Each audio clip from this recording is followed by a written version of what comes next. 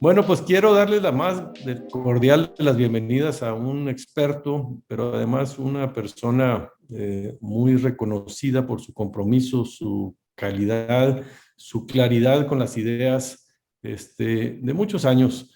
Nuestro amigo Luis Fonserrada Pascal, que ha estado en muchas trincheras y que conoce a la perfección la economía de nuestro país. Y por eso, Luis, es el interés de platicar contigo y que nos dieras tu valoración sobre el momento que está atravesando nuestro país en esta coyuntura del COVID, en esta recuperación que se ve venir, a quiénes va a beneficiar, a quiénes va a afectar, cuáles son los retos que tenemos, este, para poder entender y aprovechar mejor la situación que estamos viviendo y sobre todo advertir los riesgos, dónde debemos de poner eh, las preocupaciones de a quién atender para proteger los sectores y las personas que tengan mayor impacto en este momento, Luis. ¿Cómo estás viendo tú la situación que vive nuestro país? ¿Cómo no, Gustavo? Con mucho gusto. Mira, eh, primero hay que tener presente que caímos 8,5%. O sea, nuestra economía redujo su tamaño en 8,5%. Tenemos una economía más chiquita. Como producto, como empleo, se redujo en el 20, el año pasado. Pero no solamente en el 20, ya en el 19 había tenido una reducción. Esto es importante porque del 18 al 19 bajó un poco el tamaño de la economía y luego se nos desploma 8,5%. Eh, Evidentemente, esto que se llama rebote tiene lugar. Y este rebote consiste en que empiezas a comparar las cifras de hoy con cifras del año pasado. Y como hubo un crecimiento importante en el tercer trimestre del año pasado, Uh -huh. junio, julio, agosto, junio ahí empezó, pero julio, agosto, septiembre se mantuvo. Uh -huh. Entonces ya tenemos como una recuperación desde entonces. Uh -huh. Mira, esto es importante porque en la coyuntura de hoy, si el primer trimestre hubiéramos crecido en cero, que no fue cero, Uh -huh. crecimos un poquito, pero el segundo, tercero y cuarto creciéramos a cero, un trimestre con respecto al anterior, Sí. nuestro crecimiento, solo con haber crecido cero los 4 trimestres por este fenómeno del rebote, nos llevaría a 4,5% de crecimiento. Ya A entendí. O ver, sea, lo que me estás diciendo es que estamos midiendo sobre un crecimiento respecto al año pasado y el año pasado caímos en un bache tan grande que estamos, cualquier cosa se llama rebote y le van a vender como si fuera crecimiento. y con ceros tenemos un crecimiento de 4,5 sin crecer nada. Esto es muy importante, solo por la estadística. Crecer al 5, pues puede ser, porque es medio punto más de cero, para Uh -huh. ponerlo en palabras reales, ¿no? Entonces, y además, en todo caso, crecer al 5 después de una caída del 8,5, y que tampoco es cierto, porque este año no estamos creciendo al 5, sino se lo debemos a los trimestres últimos del año pasado, Uh -huh. no es significativo. Y en términos de coyuntura, esto es muy importante por el empleo, Gustavo. Uh -huh. Esto es fundamental. El año pasado, por ahí de abril, mayo, habíamos perdido 30 millones de empleo. No el seguro social. El seguro social no hay que hacerle caso. A ver, ¿por A ver, qué? ¿cómo que 30 millones de empleo? ¿Me estás diciendo algo cierto? Perdimos, Absolutamente. Vamos yo, a ver. habíamos visto de 12 millones, pero ¿cómo que 30? A ver, No, platícame. bueno, mira, el seguro social de veras no hay que tomarlo en cuenta, porque el seguro Ajá, social no es empleo, es afiliación a un club que se llama Seguro Social. está bien. ¿Ah? Entonces, y al que entra y sale la gente en la formalidad, pero no está el verdadero empleo, porque el verdadero empleo pues, incluye a todos los informales. A ver, tenemos 3 clasificaciones muy importantes. Una es la que se llama desempleados, y estas son cifras de INEGI, Uh no el -huh. Seguro Social, son las buenas, son las fuertes, las que cubren todo el país. De acuerdo. Tenemos a los desempleados, de una parte. Luego tenemos a los subempleados. Los subempleados es gente que trabaja unas cuantas horas al día y por supuesto que ni siquiera los 5 días a la semana. Esa es una forma de desempleo, ¿no? Están sobreviviendo. Los desempleados, pues no tienen empleo, pero sí buscan empleo. Por eso tenemos una cifra tan baja de desempleo, un 3 y tantos, pues sí, porque son pocos los que buscan empleo porque no han encontrado. Pero luego la cifra grandota es los que se cansaron de buscar empleo, los que no lo encontraron porque o de plano no lo encontraron, o de plano las condiciones eran tan malas que decidieron no tomar. ¿Por qué? Pues porque el sueldo era mucho menor. En ese sentido, Gustavo, si sumamos a estos tres grupos, en mayo teníamos 30 millones de personas que requerían un empleo, que subió de 12 que teníamos en el 19 a 30, es decir, 18 más. Ok. En junio se fueron recuperando, pero hoy todavía, a la fecha, tenemos 18 millones de personas que requieren un empleo. Y esto es muy grave. Con otra consideración fundamental, hay esta medición que se llama la pobreza laboral, se define como aquellos trabajadores que sí tienen empleo, eso es, que están empleados 8 horas, 5 días a la semana o 6, que sí tienen empleo, pero su sueldo no les alcanza para comprar la canasta alimenticia.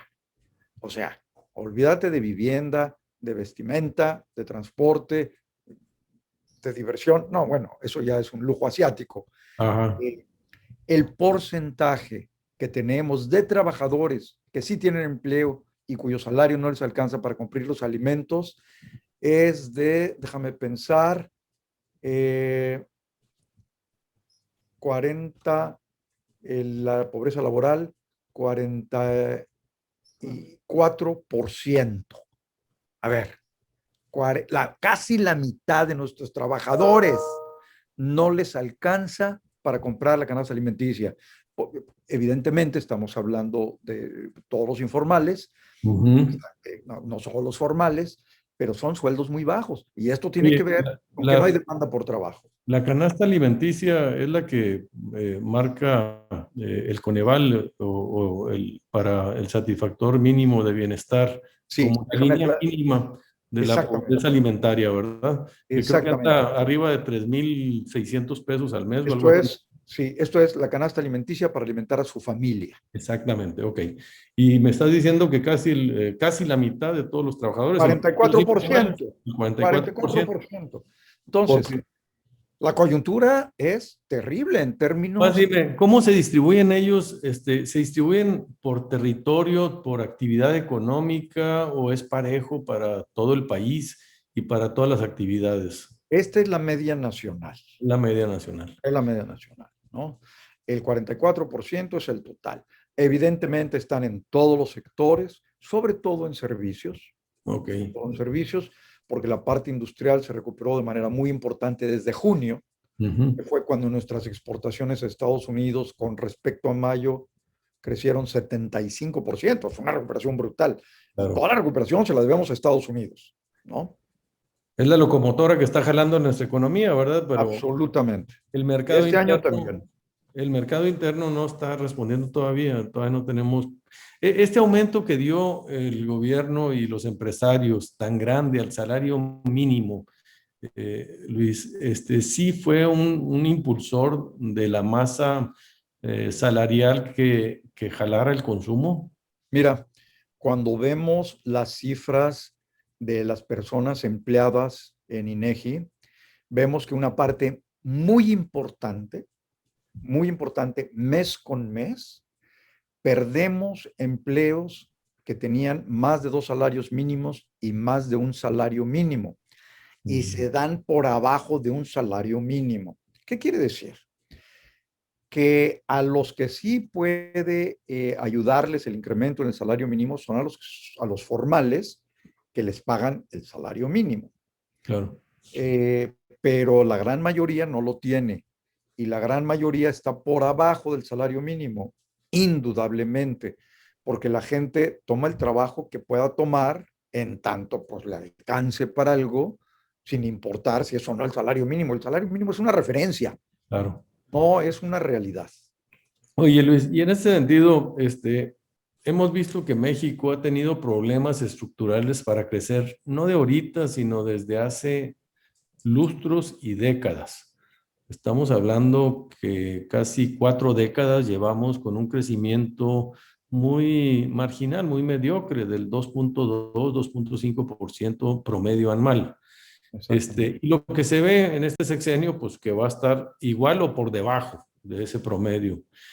¿Cuáles son los cuellos de botella? ¿Cuáles son los inhibidores estructurales del crecimiento que México debería atender, Luis, para poder superar ese techo que tenemos históricamente?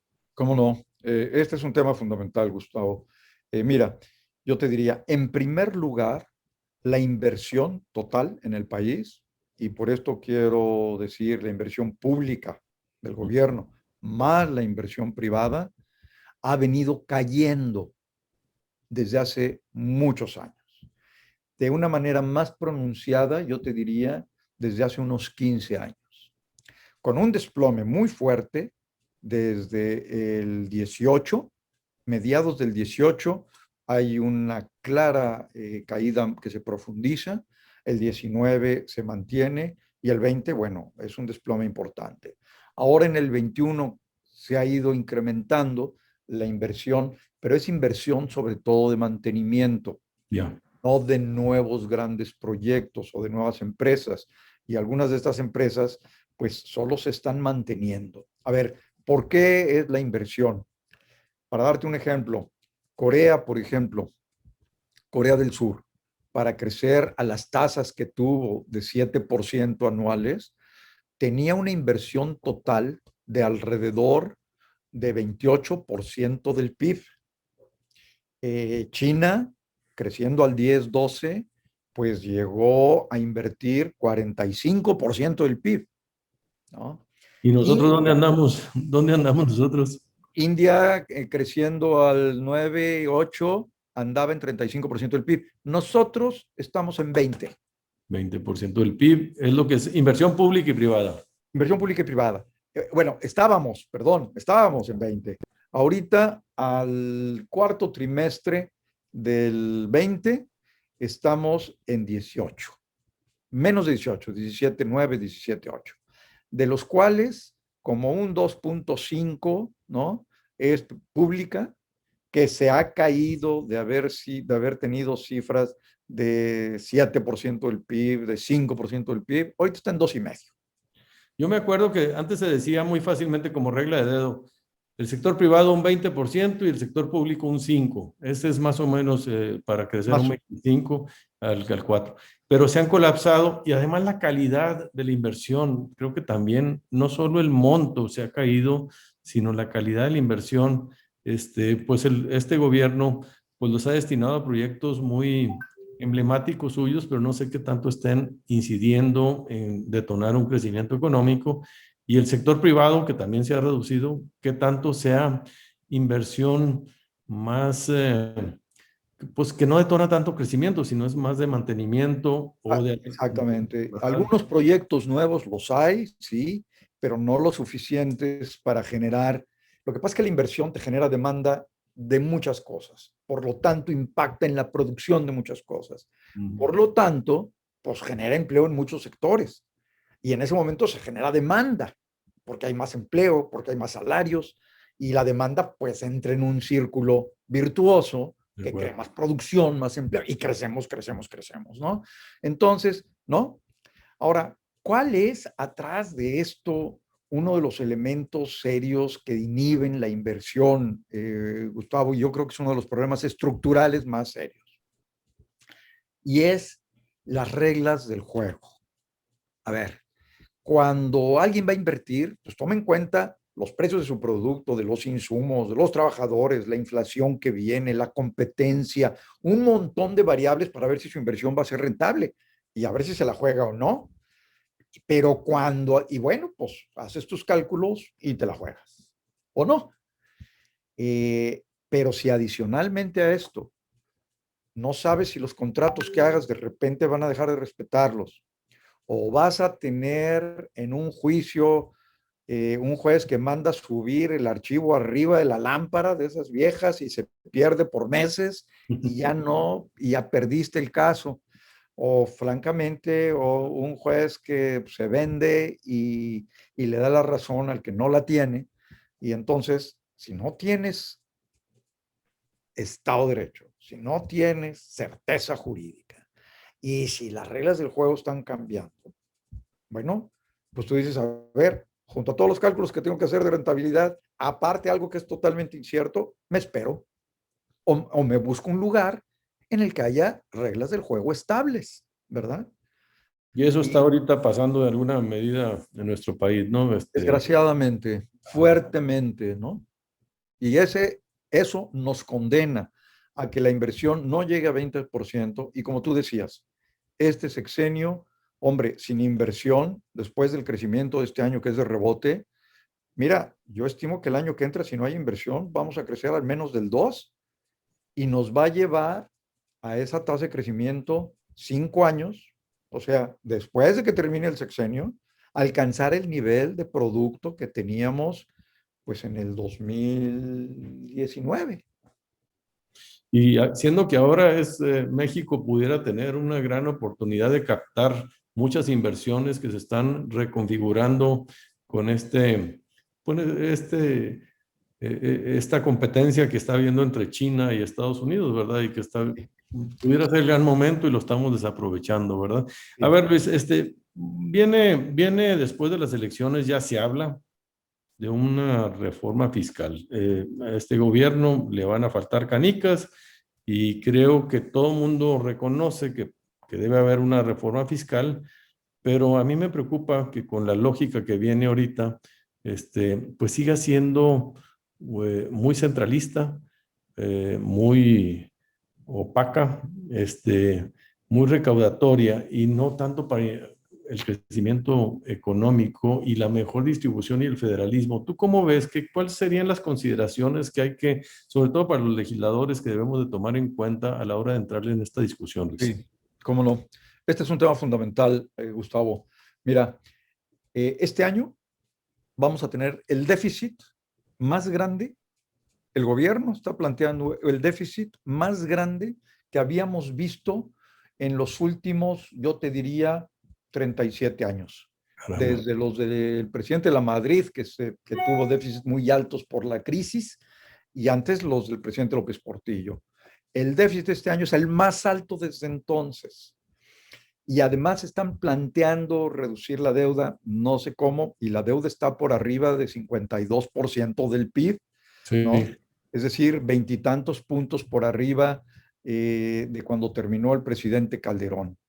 Esto es muy grave porque tiene muchas implicaciones. Entonces, sí, se requiere una reforma fiscal, pero no van a poder reducir la deuda a menos que tengan un superávit muy alto primario. Tendría que tener un superávit como de 1,5 del PIB, el superávit primario, que es el superávit después de quitarle los intereses de la deuda.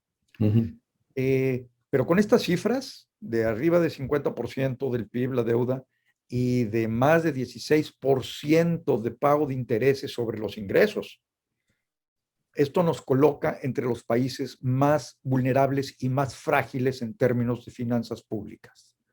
Perdón que haga una acotación aquí porque se habla de que a lo mejor ya empiezan después a subir la tasa de interés en Estados Unidos y eso México tendrá, y eso impactará más el costo de la deuda pública. Ese 16% puede incrementarse entonces sobre el Bueno, PIB. ahorita ya no estamos en 16, ahorita ya estamos en 19, en 18,5 y por supuesto que se va a incrementar. De hecho, los bonos de 10 años mexicanos ya subieron, ¿no? Indudablemente. Así que sí, tal como lo dices, el camino de las tasas es para arriba. Entonces, ¿qué tendríamos que tener como reforma fiscal? Uno, si es una reforma fiscal solo recaudatoria, va a inhibir más la inversión. Por lo tanto, va a haber un límite a la recaudación, Ya. ¿no? Y entonces haces más chiquita la base gravable y pues ahí sí, pues que Dios nos cuide. Uno. Dos, ¿qué requerirías como reforma fiscal? Yo te diría, uno, en primer lugar, certeza jurídica, porque eso te amplía la base gravable. De acuerdo. Y aquí no hay más magia ni pócimas mágicas. Ujú. Certeza jurídica para ampliar la base gravable. Número dos, gasto público.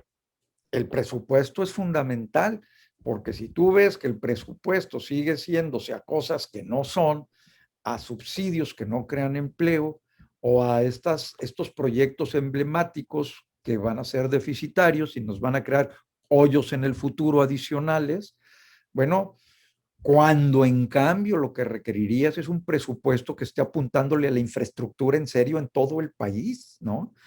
A, oye, tantas cosas, líneas ópticas, carreteras, puentes. Mira el desastre en las fronteras para exportar. Son colas de horas y horas y horas, ¿no?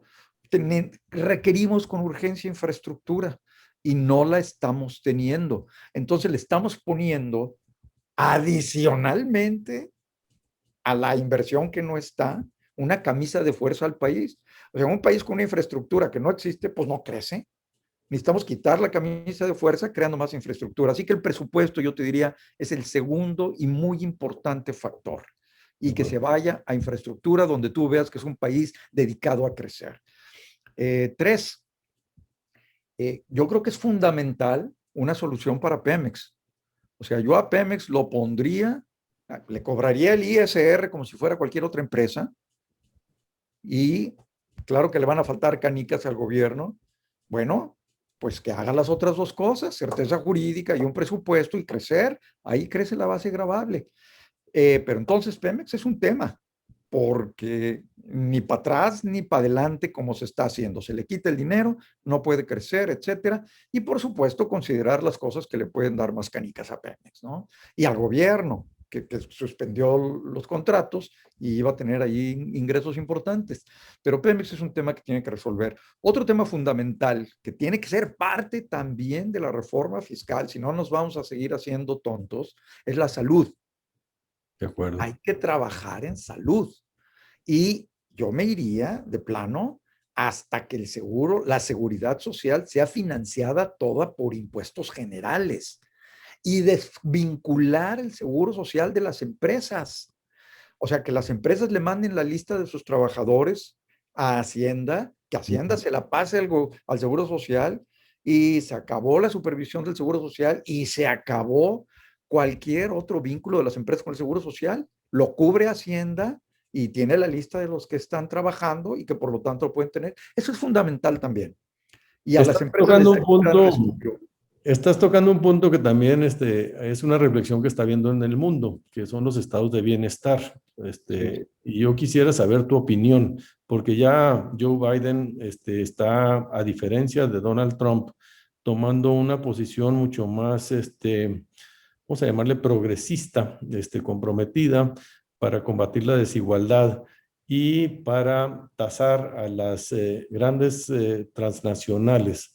¿Tú cómo ves? ¿Cuál es tu opinión sobre esta tendencia, esta propuesta que está viniendo de un gobierno que está rebasando por la izquierda, incluso a países como el nuestro que estamos Así es. tocando? Entonces, ¿cuál es tu Así opinión al es. respecto? No, yo creo que es irremediable, Gustavo.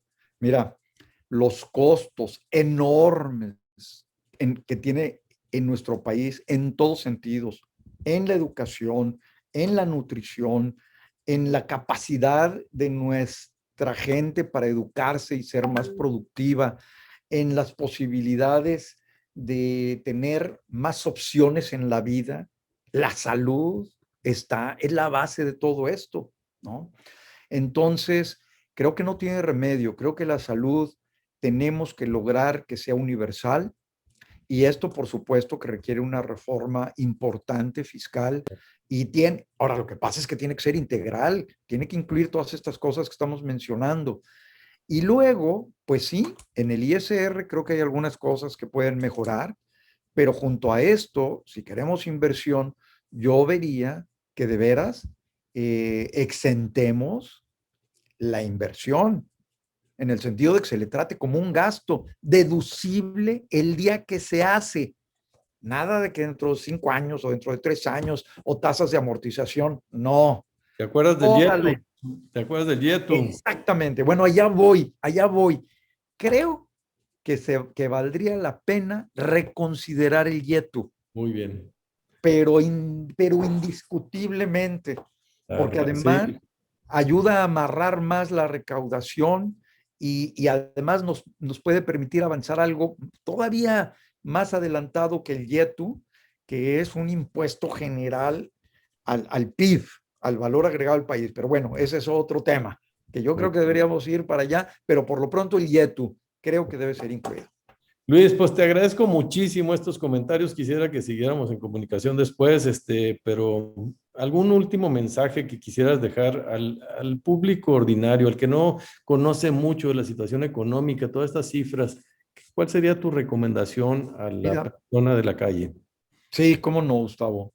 Creo que es fundamental tener presente que la única solución que tenemos, no hay dos, que la única solución que tenemos para el país, porque el gobierno se le van a acabar las canicas tarde o temprano, no puede generar empleos, no hay manera. Además, todos los empleos que genera el gobierno es con los impuestos que le paga el sector privado. Claro. Es decir, pues, ¿de dónde saca dinero el gobierno? Pues nomás de Pemex, y el pobre de Pemex está haciendo chiquito y todo complicado. No, la única solución es que tengamos una gran inversión, y ahí el sector privado es el que puede tener los tamaños para hacerla, y generar empleo. La solución a la desigualdad, la solución a la pobreza, a que nos alcance a todos para comer, para transportarnos, para educar a nuestros hijos, para crear un patrimonio, es tener empleo. Y el empleo solo se genera con inversión. Si yo quiero contratar a un carpintero, pues necesito el martillo y el clavo y el serrucho y la madera, y eso es inversión.